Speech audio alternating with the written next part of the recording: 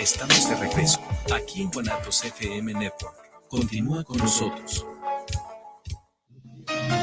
Los comentarios vertidos en este medio de comunicación son de exclusiva responsabilidad de quienes las emiten y no representan necesariamente el pensamiento ni la línea de guanatosfm.net. The 22nd of October. Hey, everybody. Good afternoon. Good afternoon, everyone. Thank you for tuning in with us on this beautiful day. I have a guest, a reoccurring guest, because I can't stop inviting him. Anyway, Dr. Michael Hogan. Dr. Michael Hogan is a poet, educator, historian, and the author of 30 books, including the best-selling history of San Patricio Batallon in Mexico, which was the basis for MGM movie and 2 award-winning documentaries. And then more recently, Women of the Irish Rising, a people's history. For many years, Dr. Hogan has been a consultant for the U.S. State Department's Office Overseas Schools, visiting over 30 countries in Europe, Asia, Latin America to ensure quality education and American living abroad. He is currently the Emeritus Humanities Chair at the American School of Guadalajara and Latin America Consultant for the College Board. His daughter, Melissa Wiley, worked with the former President Bill Clinton on the Irish Peace Treaty in 1998 and is currently Deputy City Manager of Erie, Colorado. His wife of 35 years, Lucinda Mayo, an amazing young lady, is a textile artist, translator, and aficionado of Mexican music who has appeared twice on the show and is coming back again next month. Thank you very much, all. Thank you, Doctor. Thank you. Good to have you. Good to be here. Am I on camera? It looks like I'm half cut off here. I think you might have to, you have to, let me move the chair. Okay. I have to move it closer. I have to lift it up and move the chair. Okay. Let's try that. Yeah. Does that work? That's better. That's better. All right. Yeah. So anyway, I was excited because a friend of ours, Colin, sent me the Michael Hogan Reader, Yeah. a wonderful book that I started reading. PDF. I'm reading the PDF one, but it's a great book, and it's a collection of, and it's just a small collection because he's written so much material of his writings and anecdotes and short stories, essays. It's just an amazing book to have on your library. But most importantly is that the contents. Let me tell you right off the bat that I copied you. I started doing something similar with all my poems and short stories and essays, and I don't know when that'll be completed. But anyway, you gave me the idea, and I'm sure this idea has been around, but reading yours, I was so pleased with it. And that I said, why can't I do something similar anyway? Not identical. I got the idea from actually 2 people. One was Noam Chomsky. Yes. Oh, yes. Who published the Chomsky I know Reader, exactly who he is. which is just, a small number of, he's written 100 books. Yeah, volumes. So it's probably maybe 85 pages of what he considered like his best ones. And the other one was Annie Dillard, Okay. who wrote a book called Pilgrim at Tinker Creek, which I really like. And she's a naturalist. So she writes about nature. But she has, I think, maybe 5 or 6 essays. And again, it's like 75, 80 pages. Yeah. But they're treasures, and you can read one in 15, 20 minutes. Wow. And then go back to what you're doing. And then what I always find is, I want to reread it. I want to go back and read it again because it's just so well done. So that's what gave me the idea. Yeah, and then I'm leafing through yours, and every time I either a poem or a short story, I said, wow, but this is great. It's good to give a little bit of the best, what you consider the best, Exactly. Put it in a concise form. It's a treasure. And to have an editor to tell you, why don't you pick this one instead of that Okay. one? So that will help. I'll help you with that if you want. That would be ideal. Yeah. That would be ideal because to me they're all good, but to other people they're not. But anyway, Exactly. I want to share with the public Uh, and I asked for permission, Dr. Hogan, if I could read one of his poems that's in that book, as a matter of fact, and on translating a Mexican poet. So I'm going to read this very briefly, and then I'm going to give the other part of the hour because I know he got plenty to say. So here it is. Here it goes. It's called On Translating a Mexican Poet. No es lo mismo decir ventana que window. Camilo José Cela. Outside the hummingbird blinks among blossom jasmines to leap a stucco wall, sparkling from broken glass. In the always vertical sun, below Cancer, Cerrada. North, ice is a silver ornament, intricate as quartz. In fair weather, windex gleam and slant rays for panicked wrens to break their necks on. Close. Ventana abierta. The postman's two-note whistle, the cowbells for basura, dry brickedness of the morning brooms, church bells, taco smells, open windows. What do you expect? Neighbors at it again. Incessant car alarms, horns along the avenue, someone Sunday bacon frying. Ventana, window space, ventus, opening for the wind to flow. Window, wind eye, winduga, lens to watch it by. Ventana, I'm here. Window, I'm watching. What do we translate here? What do we mean? Here is a poem of a third thing, language trapped in between. Thank you. Thank you. I didn't read it exactly like he would read it, but Thank you. Good job. Thank you. thank you. Thank you. Yeah, it always struck me as, that language is not just about words. That's also about feelings, emotions, It culture, is. History, behavior, all of those things. I really enjoyed that. That it was the emotion that I felt. The cowbell. All of a sudden, I heard one because we hear it every day outside our door. The windowsill. I mean, everything just falls. It becomes reality in a surreal way. But thank you for that. Yeah. And the openness versus the closeness. In the northern country, you've got bears and you've got cold weather. Yeah. So you want to lock everything out. And you just want to look, is there a bear outside? I want to get eaten when I go out. But in the southern climate, you don't have those large predators, Right. and you leave things open so the wind comes gorgeous. through. So openness versus closeness, and it's really interesting. So I thought we'd talk a little bit about, and I've written a few books about it in the past, but I think it's more relevant now, about women, especially women who have been neglected in the past. Yeah. Because this is the year of the women. I was just making, excuse me, I was just making a few notes since Claudia Sheinbaum has gotten elected. So in the North, in the United States, we have Kamala Harris, who's coming up on the election with any luck. But we also have 12 United States governors who are women in the United States. So that's a major Significant too. Yeah, 12 out of 50. In Mexico, which only has 32 states, 9 of the governors there are women, including Maru Campos, who I met up in Chihuahua when I was researching Juarez's papers up there. A wonderful woman. She has a degree from what's the university in Washington, D.C., where all the diplomats go. Brown. No, Washington. Washington D.C. Yeah.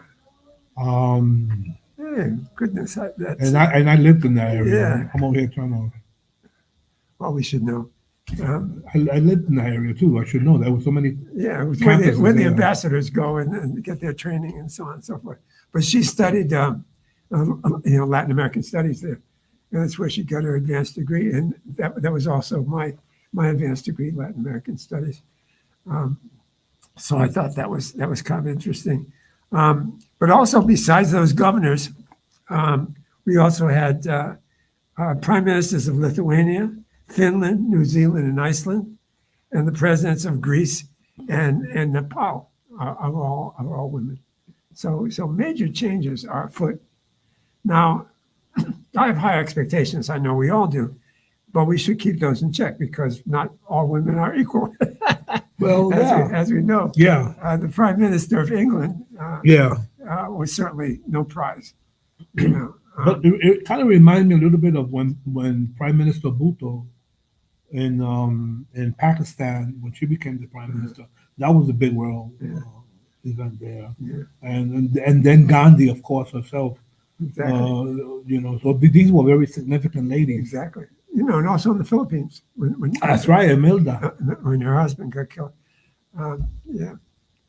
So anyway, Georgetown is the university. Georgetown, and I lived like 10 blocks from I that know. area. That's called the senior moment. I was always, yeah, right. That's not when I asked you, what are we going to talk about? You said, I told you last week. Oh, sorry. Which I have to confess, I have to apologize also, because we were going to have a lead-in of Aretha Franklin's Respect. Exactly. And I told the engineer, he said, okay, I have it covered. And nothing occurred. Oh, well. I apologize. Oh, well. So go ahead. That's senior moment. Well, speaking of respect, Georgetown. a woman who got no respect in history, even up until today, is Mary Todd Lincoln. What most people know about her is she was a shopaholic. She had emotional problems. She was difficult to live with. She was sometimes a thorn in Abraham's side, and so on and so forth. Mostly negative stuff. But I want to tell you some of the positive things. Good. Yeah. So first of all, Mary Todd came from an upper class family. Her father was a banker, so they had a lot of money. It was a family that was divided between pro-slavery and anti-slavery. She had two brothers that would fight in the Confederacy. So imagine being married to a Union president. Yeah. So that was interesting. The second thing is she was also very ambitious.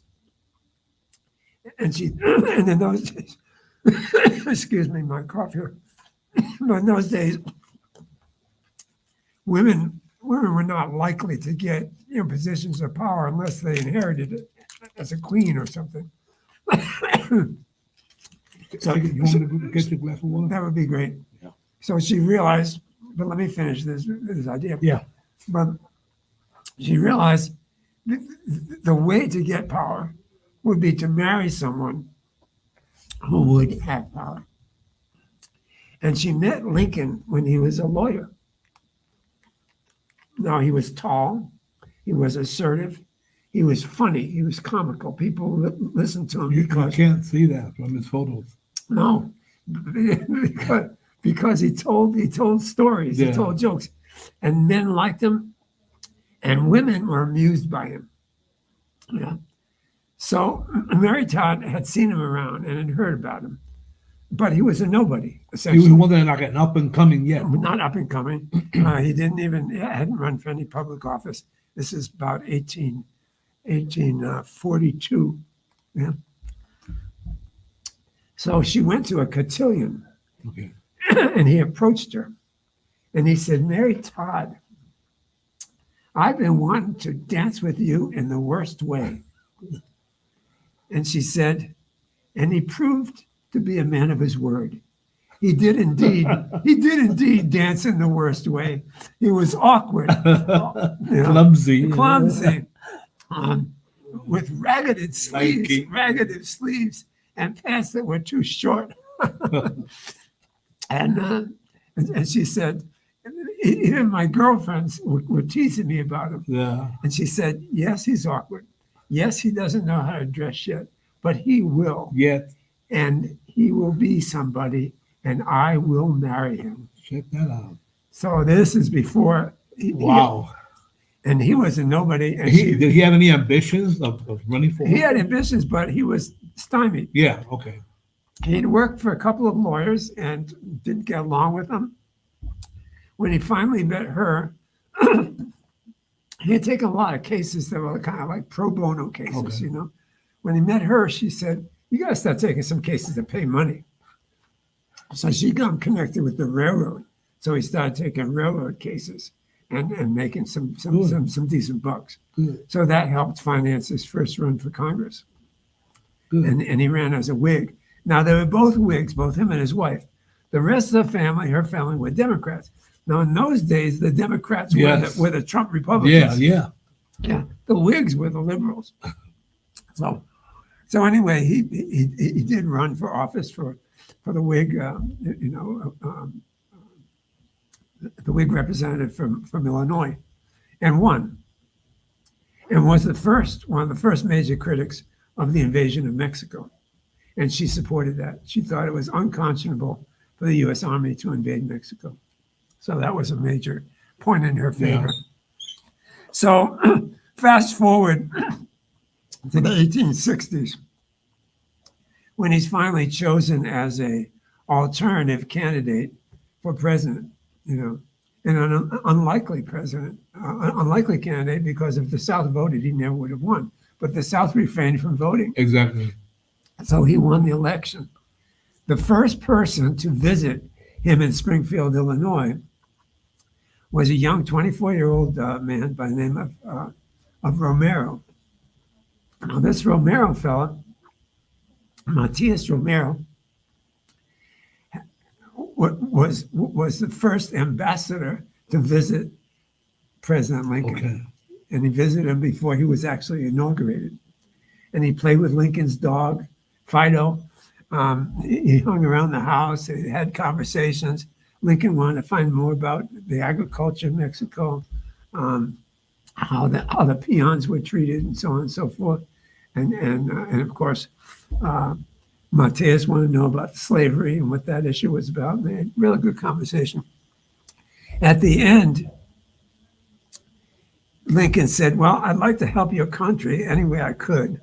But of course, I can't do anything right now because I'm not president until I get inaugurated." And this visit of Romero was because of Lincoln's stance against the invasion of his country. Well, that's part of why Romero felt comfortable visiting. Okay, good. And part of why Juarez sent him, because he suspected he might need the U.S. as an ally, right? Because the French were threatening. Okay. To invade to collect debts. Now, what happened was, before he left, he gave Romero a letter to Juarez, which said, "This is just to reaffirm that I am a friend of the Mexican people. And while I'm not in a position at this point to do anything positive, I will in the future, and I hold you in my heart." Okay, good. So he takes this letter back to Juarez. Now, flash forward again to 1862, and now the French have invaded Mexico. They're putting Maximilian on the throne. Right. They've run Juarez out of Mexico City. He's escaped to Puebla. They chase him down there. He's escaped to Monterrey. They chase him there. He's escaped to finally Chihuahua. They chase him down there, and he goes all the way to the border where he is, the border between Chihuahua and the United States. And that's where he sets up his headquarters with about 4,000 men. The French, meanwhile, have over 46,000 men. So it's a lost cause. It looks like a lost cause. But they managed to defeat, the French at Puebla. And of course, Napoleon sends more men to make sure that never happens again. So this time, Napoleon II. Napoleon II. So this time, Juarez says, "I want you to go back to the United States." He goes, "But I'm not ambassador anymore. We're not even the government anymore." He goes, "I don't care. I'll give you a title. Right. You're the extraordinary envoy to the United States." So here's this 24-year-old kid in a borrowed suit who goes to Washington. And of course, it's 1863 now, and we got Antietam. We got, the South is on the edge of invading Washington, D.C. All the generals are running around going crazy. Mrs. Lincoln wants to go shopping, but there's no carriages available. All the generals have the carriages. So young Romero arrives, and he sees her pacing back and forth on the piazza. And he says, Madam President, can I help you? And she remembers it. And she says, Madam President? And he goes, is that correct? Yeah. And she says, well, Yeah. some people say First Lady, but Madam President is fine. That sounds good. It's fine, Mr. Ambassador. Tit for tat. Tit for tat. So they go shopping together. Now, in those days, they didn't have a big mall. Yeah, shopping You know, centers and all that. You had to go to each individual things. Yeah. You wanted a hat, you went to have it. You wanted stockings, you went to stockings. Every place you went, you had to go different. So it was a major effort. The headache. To go shopping, yeah. And so they went shopping for 3 hours. When they got back to the White House, she goes to Abe and she says, Abe, I want you to talk to this young man now. He goes, no, I'm too busy. She goes, he wasn't too busy to spend 3 hours with me Really. shopping. And she says, and he's promised to take me again if I ever ask him. And they go, oh well. Take you out of my hair. in that case, come on in. So come in. And they have dinner together. Now, they haven't had anyone to dinner. They were not people that invited folks to dinner. So they're having dinner together. And he says, well, I don't see how I can help you at this point, because if I do anything against the French will join up the Confederacy. And, Great Britain's already recognized the Confederacy as a country. Imagine. So he says, I don't need the French on top of that. Yeah, I don't need the French on top of that. So I really can't do anything up front, anything else. And Mrs. Lincoln, Mary Todd, says, but you've got the letter my husband gave you. He says, yes. She said, you could use that letter. How would I do that?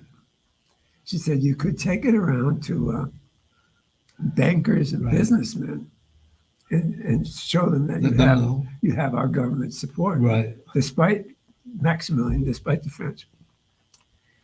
And Abe says, well, I'll let you two deal with that. So they go have a talk, and he decides what he'll do is he'll go to a local printer and print up $24 million of Mexican freedom bonds. Smart kid. And the next time they have a meeting again, they'll invite all the local bankers to come by, all the investors to come by, and he'll discount they're $100 bonds each. He'll discount them by 40%. Right. He raises $16 million. Wow. 24 years old. Wow. And with this money, Juarez is not only able to buy uniforms and medicine and ammunition and so on and so forth, but he's able to buy the most advanced weapons, which the French do not have. For example, the cannons, which are not cannons that fire cannonballs, but they're actual artillery shells, because that's a grooved. Is that right? Yeah. That was the latest, I guess. Yeah. So before, a cannon maybe 700 yards. Yeah. Would be a good cannon shot. Now you've got artillery shells that can go down near a mile. Imagine that. Before you had to, get your powder, you had to get the flint, go to, and one shot at a time. And even if you were really fast, it took about 30 seconds to load and fire. Now you have 6-shot revolvers. Repeating. Now you have the same thing with rifles, So the tide of war changes dramatically. The turn. In addition, they begin to get volunteers who are Mexican Americans who join the Mexican army. As the war proceeds, Napoleon gets kind of nervous. And he doesn't know where all this power is coming from, because it's all secret. I mean, nothing. The U.S. doesn't touch anything. Right. The U.S. doesn't buy anything. The U.S. doesn't give any money. It's all private investors. So as it approaches the end of the war, a number of things have happened. Number one, Great Britain has withdrawn its support for France. Okay. because of the Emancipation Proclamation. Because now the war is not about states' rights anymore, it's about slavery. Right. And Great Britain says, no, we can't support slavery. That's one thing that happens. The second thing that happens is Robert E. Lee surrenders. And when he surrenders, you got all these black guys with rifles. Yeah. You know, the U.S. colored infantry with rifles. And what are they going to do? They're going back to Mississippi with their rifles. Mm-mm. And one of the things that one of the generals, Sheridan, suggests is, West. why not join the Mexicans? Well, why not join the Mexicans? Help them out. When you're finished with that, they're already trained. They have experience. When we're finished with that, then we'll go tame the West. Exactly. And open up the West. So that's what happens. A lot of Buffalo soldiers come on that. Buffalo soldiers. So one of the really interesting things, of course, is that on the final battle, which was the Battle of Querétaro, if you read the French version and then you read the Mexican version, in the Mexican version, they're more or less equal forces. If you read the French version, there were 20,000 U.S. troops. Really? No wonder we lost. Yeah, right. No such thing. No such thing. There was maybe 1,500 Americans, but the uniforms Juarez bought were used surplus U.S. Army. Yeah, U.S. Army. So it looked like you had a multitude. A multitude. So that's one of the neat things about Mary Todd. She actually made it possible for the French to be defeated. I wonder I wonder, because as a very smart woman that she was, if she was instrumental in advising in getting the bonds, and I assume part of their planning. And also picking who you could which contact. the investors. Which ones to attack. And the other thing about it was that we're looking at it from the Mexican side, but look at it from the U.S. side. If she hadn't done that, and the French were winning, their next step would, of course, to be help the Confederacy, and they would certainly have given solace to all the Confederate veterans when they moved south. Wow, how the world would have been so different. Very different. So that's Mary Todd Lincoln. The other woman and this is kind of a fun thing, that I really enjoy this story. There was a woman by the name of Agnes Leclerc Joy. Now, she was born to a family where the father was a general, a Union general. And he wanted a boy, but he ends up with a girl, and a redheaded girl, and kind of a tomboy. And the mother died. So the father's raising her himself. So he's very liberal. Okay. You want to ride a horse, ride a horse. You want to shoot a gun, shoot a gun. Do what you want. So from a very early age, she was a major horsewoman. And she rode a horse like a man, of course, not side saddle and all that stuff. And she did trick riding, rodeo stuff. When a circus came to town, she was 18 years old. She joined the circus and was a trick rider for the circus. And they did an exhibition in Washington, D.C. in 60, 61. And a visiting prince from Prussia saw her. Now, he was in the United States because he knew the war was breaking out and he wanted to join the Union Army. But they told him the only way you can join the Union Army is if you get your own company together. Exactly. Then we'll make you a captain, So he said, well, I don't know anybody. How am I going to do that? But he sees this girl, this redhead, riding this horse. Impressive. And he's really impressed by her. So he goes and flirts with her and they become friends. And it turns out her father's a general. So her father likes the guy. Yeah. And he's impressed that he come all the way to Prussia to help the Union Army. So he helps him raise a company and gets appointed captain. Wow. So he's fighting in various battles. They fought in Gettysburg, fought in Antietam. And I think at Gettysburg, which was a very bloody battle, several of his men got wounded. And his wife is with him. She's a nurse now. Agnes is a nurse. And she's now known as Princess Agnes because she's married. This guy was a prince in Poland. And all the troops liked her, they loved her and stuff. So she's got troops that are bleeding and stuff. And she goes to her husband, take off your shirt. And she grabs his shirt and rips it up and makes tourniquets and bandages up. So she became very, very popular. When the war ended, he's a mercenary, right? When the war ended, he goes down to Mexico, and of all people to join, he joins Maximilian. Is that right? Which is on the way down, and she becomes Carlota's maid of honor. Yeah.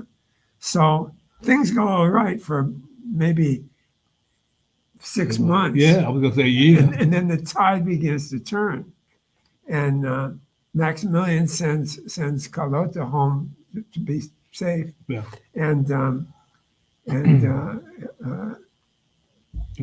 prince sends her back to Washington to be safe.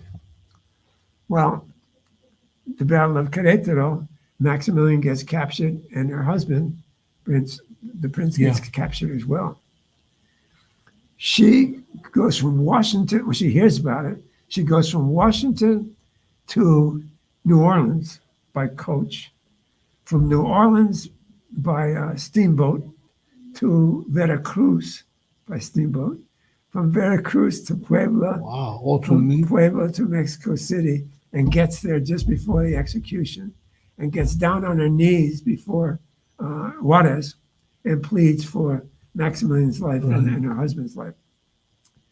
And he goes, Madam, if you and all the kings of Europe were to kneel before me, I couldn't spare Maximilian's life because he threatened to overthrow my country, and I can't have foreigners doing that. I have to make an example.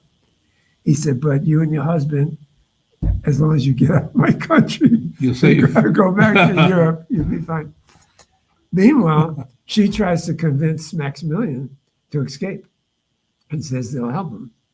And he says, the only way I'll escape is if, she says, we can disguise you. You shave your beard off and we'll get you out.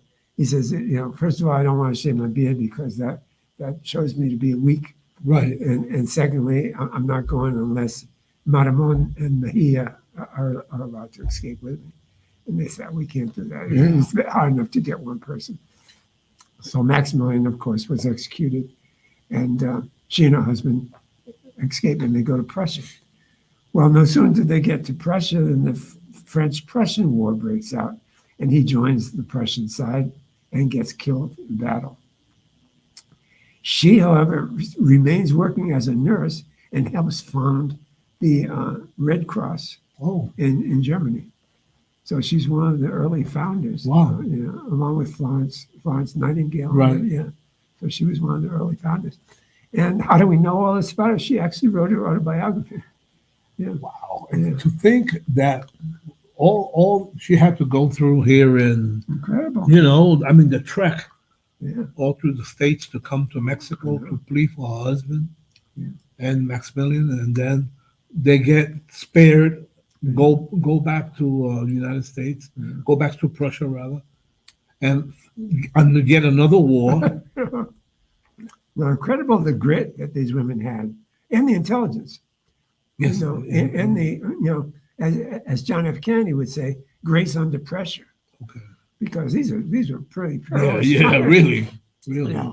People are getting shot all around you, Yeah, and then the evidence, of course, is that her husband is killed, but she continues. Yeah.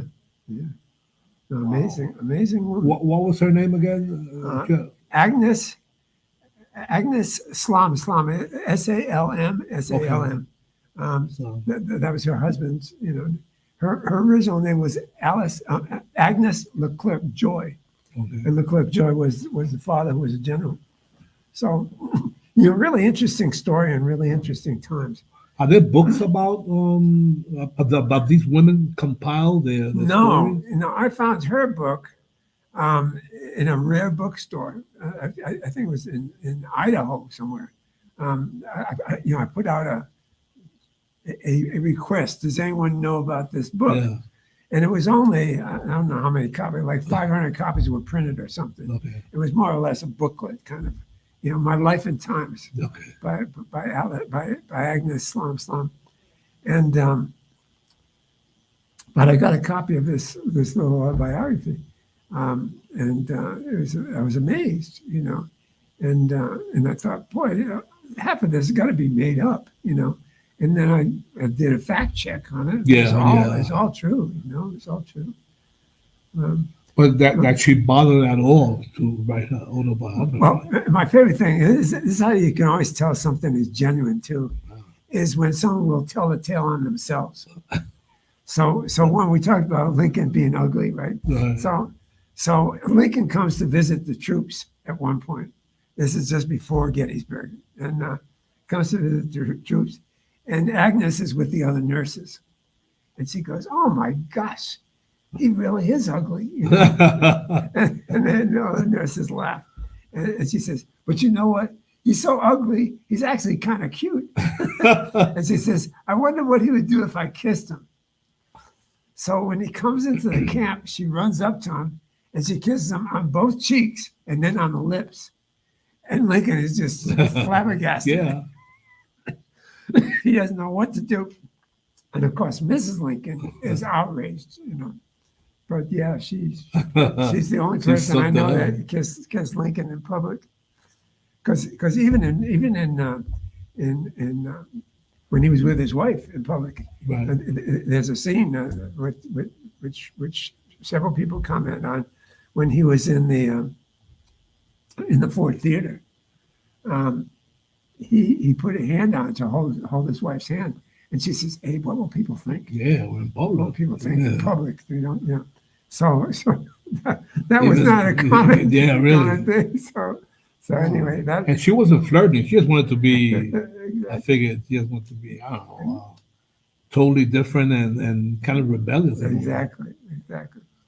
So that was a woman that I thought was really interesting for the time, and it illustrates something we don't think about. We think about those times when we think, oh, these women were locked into their system. They had to marry who they were told to marry, and so on and so forth. Not true at all. The only people that really had arranged marriages in those days were the very rich. Right. Because the very rich, and of course nobility, the inheritance had to marry to keep the money together, to keep the estates together. But the average middle class person, the marriage was determined by whether the husband could support the wife the way she had been supported by her father. And if that was not the case, the man wouldn't propose.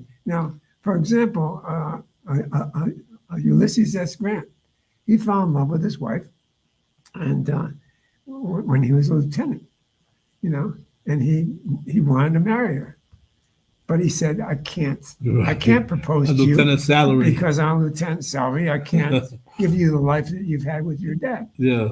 And of course, the father wouldn't approve it either. Yeah, really. So they had a 4-year engagement. And it wasn't until after the Mexican War, when he became a captain, that he could afford to get married. He was allowed to. And I read another interview. This guy was like 42 years old, and he was asked why he was never married. Right. And he said, because I never held a job long enough to support a wife the way she would. It's amazing how the times were. Yeah. So it was usually the man who decided, but also the woman would decide. I don't want a husband who can't provide for me the way I want to be provided for. Safeguard too. Yeah, and also it freed them from a domestic life that was tough because drudgery. Yeah, because they could hire maids, they could hire servants, and that was an important thing. So the third one is I want to talk about just a little bit is Carlota. I think one of the things we always look at is, oh, she went crazy at the end and she was emotionally this and that. Most of these so-called crazies, if you look at what they went through, it's remarkable. That they ever. She had, for example, Mary Todd had 5 sons. 4 of them died. 4 of them. One died in childbirth. One died when he was 6 months old. Another one died when he was a teenager, and the last one died when he was 18. The only one that survived was Robert. Now, Robert is the one that tried to get her committed, or did get her committed. Why? because after Abraham Lincoln died, she applied for a pension, which Right. she thought she would Entitled get, to. but it didn't go through because the government was in a raise, and also Johnson was not a big fan of Yeah.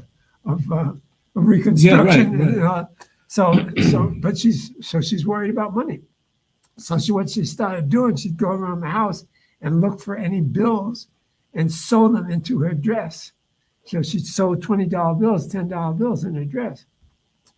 And Robert thought that was crazy. But it wasn't crazy if you think about survival of anything. Yeah, her concern. Who's going to take care of me?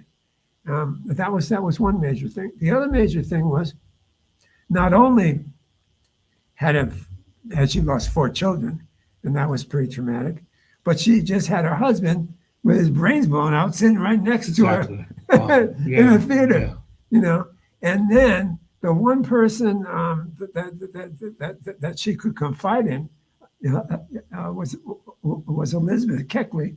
That was the black seamstress, Right. who was a slave, but Mary Todd had her freed.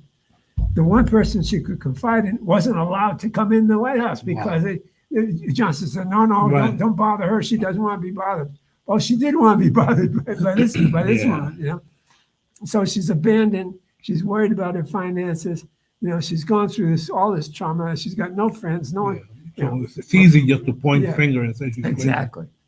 So the other one they point the finger as being crazy was of course Carlota. Now Carlota goes back to Europe, knowing that her husband's in big trouble.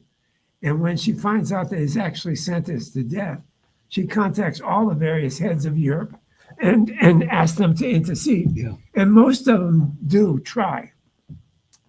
But it doesn't seem to be effective. So she goes to other people, like Anatole France, who was a big writer at the time. She goes to the Pope, and she pleads with the Pope so long and so late that it gets dark. And the Pope has to put her up for the night. So she's the first and only woman who ever slept in Vatican City, Vatican City overnight. But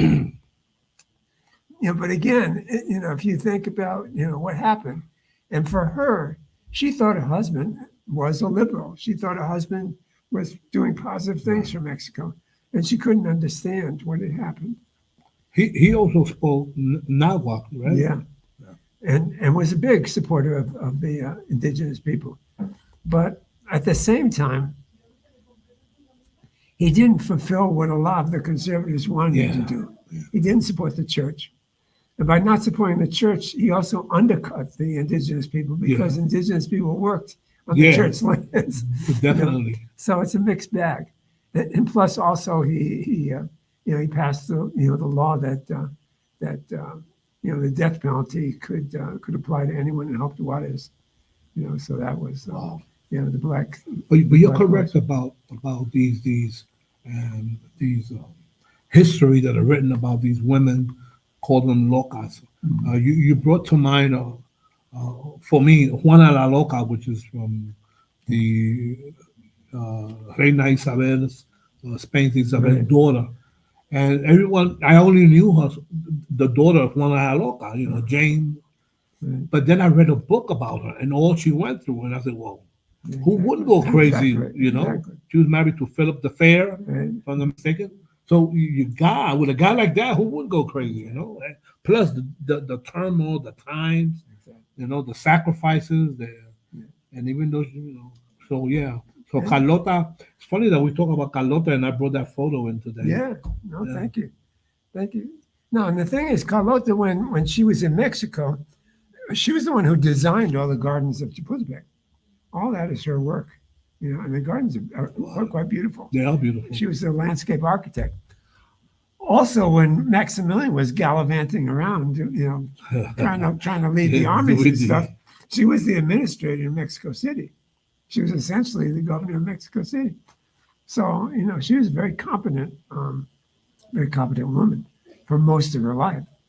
There was some debate whether whether that maybe Maximilian had a venereal disease, and they weren't having sex, and that could have caused her to have some problems, or that they were both afraid to have sex if venereal disease was the case. So who knows how that might have affected her attitude as well. That's true. But they eventually adopted, a son, Iturbide, the grandson of the first emperor of Mexico, Iturbide. They adopted him as their son, and he claimed, didn't he claim? He's still, his family claims him as the legitimate ruler. Yeah.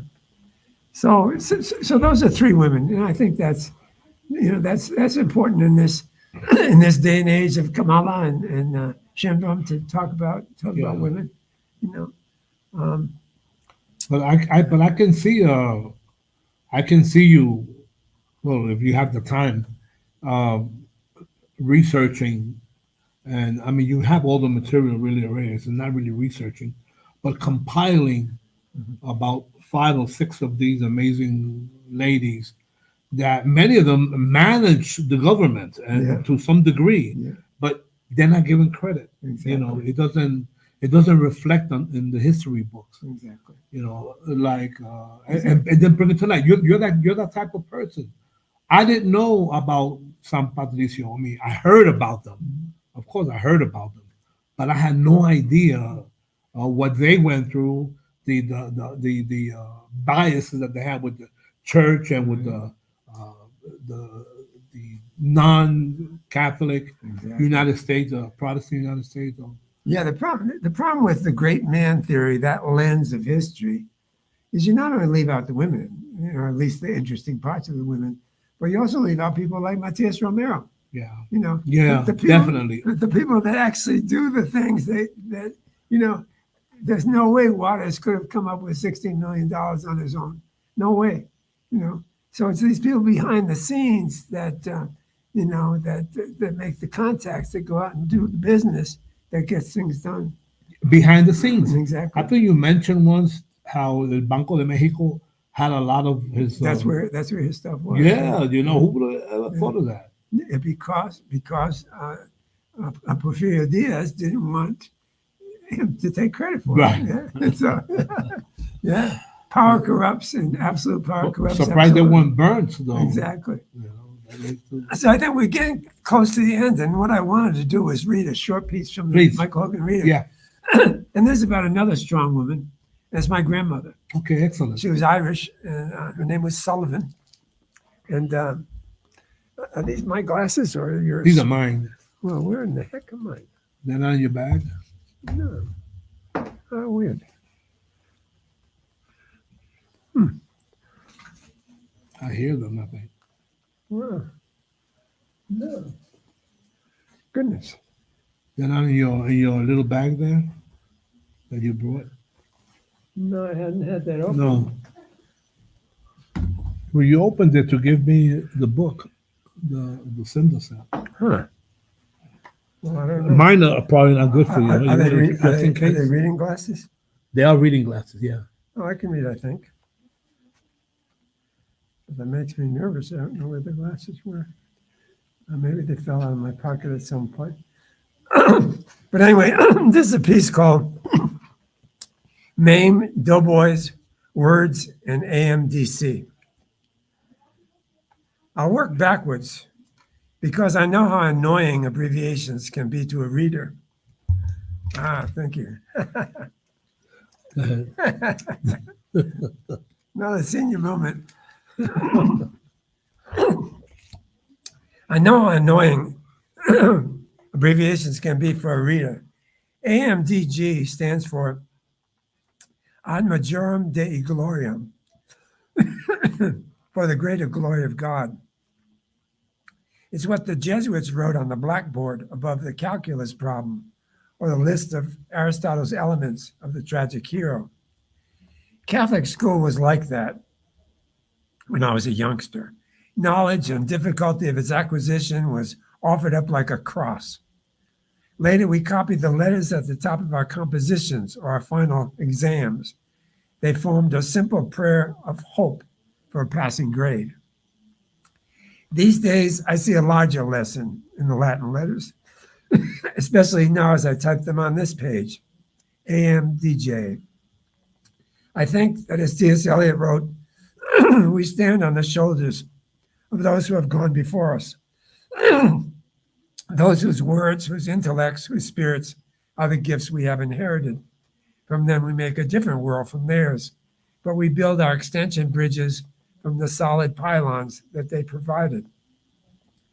As a writer and teacher, I've had excellent models for language: John Henry Newman, T.S. Eliot, Dylan Thomas, William Stafford, and Annie Dillard, to name a few, who taught me the textures of words, the delicacy of diction, the intricacy of sentence weaving. These are good things to have, as is the simple joy of language, which makes teaching such a pleasure. But language is, as Hamlet said, words, words, words. And without the embodiment of soul and of purpose, no matter how beautifully the words are strung together, they are lifeless as the mannequins in a department store window. Each writer who's had the pleasure of seeing his or her work published, a poem, a story, an essay, which has moved someone else, knows that when words come alive, it is a combination of craft and inspiration that is fortuitous and quite beyond the author's modest talents. It has to do with the power outside the writer. It has to do with spirit. For me, the gift of spirit came from my grandmother, a woman everyone called Mame when I was a child. She was a Mame or a madam in the old world sense, buxom, wholesome, with a Victorian propriety which survived 4 wars: the Spanish-American, the Great War, World War II, and Korea, the loss of a son, my uncle, at the Battle of the Bulge. She knew more than most parents. She knew more than most parents and most Jesuits about values like courage and generosity and smiling stoicism. And she could quote chapter and verse if needed. She honored me with a spontaneous, uncritical love, which expressed itself in a hearty breakfast of bacon, doughboys, delicious medallions of fried quick bread, buttered scrambled eggs, and coffee sweetened with cream from the top of the bottle. She favored me and pampered me as one does with the last of the male line. One day, as I was coming home from my 3rd grade class, some older boys took my Irish tweed cap, here it is, and tossed it around like a football. When I tried to get it back, they teased me into tears and then contemptuously threw the hat up into the branches of a large maple tree. I ran to Mame's house, dried my tears, and then sat down waiting for the vanilla wafers and iced ginger ale, which was our after-school ritual. No refreshments appeared. Instead of greeting me with her usual warmth, Mame was sitting quietly by the window seat from which she had obviously witnessed my humiliation. That's all we have time for. Oh. Oh, you come back. Anyway, let me just finish. I'll just finish. So I said, "Where are the cookies?" She says, "Where's your hat?" And she says, "Go and get that goddamn hat out of the tree right now." So anyway, I left and I go with the boys and I imitate her. And I say, "Go and get that goddamn hat out of the tree right now." And they did. and I said, I ended by saying, whenever something is given to you with love, you need to fight for it. That is amazing. That is so funny. Thank you, Dr. Hogan. Thank you for your visit today. And of course, I'm being invited you again because it's a lot we talk about. Even Well, I still have a voice to talk. Please, yeah. But thank you very much thanks all for watching. Thank you all. Have a good day and blessings to everyone. Gracias. Bendiciones.